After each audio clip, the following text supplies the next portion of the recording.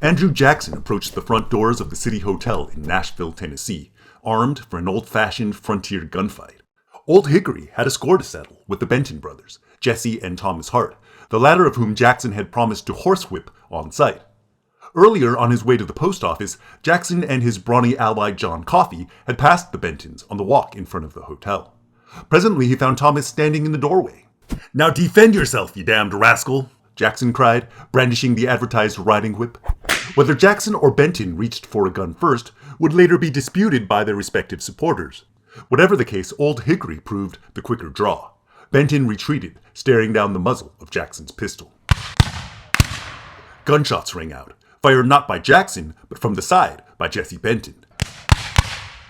Shots followed quickly from Jackson, Thomas Benton, and John Coffey, one of which burned through Thomas's sleeve. Jackson collapsed, bleeding from the arm and shoulder. Major General of the Militia and future President Andrew Jackson was well acquainted with violent affairs of honor. By 1813, he had already killed a man in a duel and exchanged pistol fire with Tennessee Governor John Sevier.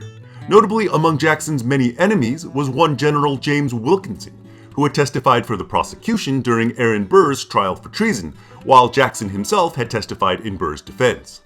With the outbreak of war in 1812, Thomas Hart Benton, every bit Jackson's equal in terms of eagerness to start a fight, quickly earned a position as Jackson's aide-de-camp. Together they recruited a force of 2,000 men and made their way south to defend New Orleans. Upon their approach, however, the War Department ordered them to disband, with the aforementioned General Wilkinson likely hoping that Jackson's Tennessee volunteers would find their way into his own army of regulars. Instead, Jackson brought the men back to Tennessee on his own dime and dispatched Benton to Washington to seek reimbursement. Thomas Benton was largely successful in his quest to reimburse Jackson. Yet when he returned to Tennessee, he found his relationship with the general drastically changed. During Thomas's absence, his brother Jesse had become entangled in a dispute between two officers in Jackson's army, a dispute that ultimately led Jesse to challenge Captain William Carroll to a duel. Carroll accepted and chose as his second Andrew Jackson. The resulting duel was conducted in what Thomas Benton later described in a letter to Jackson as a savage, unequal, unfair, and base manner, with the duelers standing back to back 10 feet apart and wheeling to fire, something Carroll understood but Jesse knew nothing about. Jesse attempted to dodge, which was humiliating enough on its own, and was subsequently struck in the buttocks, which was, of course, even worse. But while Thomas accused Jackson of dishonorable behavior, he did not challenge the general to a duel, prompting Jackson to defend his honor by announcing his intention to give Benton a horsewhipping the next time they met. Details of the confrontation at the City Hotel in Nashville are not entirely clear, but follow the general structure narrated in my opening. At some point after the initial shots were fired, Stockley Hayes, a nephew of Jackson's wife Rachel, arrived on the scene and stabbed Jesse with a sword cane. In a stroke of luck, Jesse was saved by a heavy button on his clothing. As it was, the smoothbore pistols the men used were generally inaccurate and essentially useless once fired. Jesse attempted to send his final shot into Hayes' chest, but in a fateful case of tit for tat, the charge did not go off.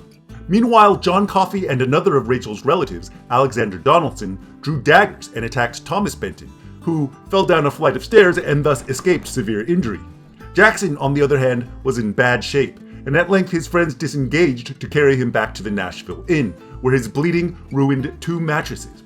Characteristically, despite the risk of infection, Old Hickory refused to let doctors amputate. Characteristically, he survived anyway, though the bullet he took remained in his arm the rest of his life. In the aftermath of the gunfight, Thomas Hart Benton would be forced out of Tennessee by rabid Jacksonian partisans. This ironically proved fortuitous for Benton's political fortunes. In 1820, he was elected to the Senate from the brand new state of Missouri.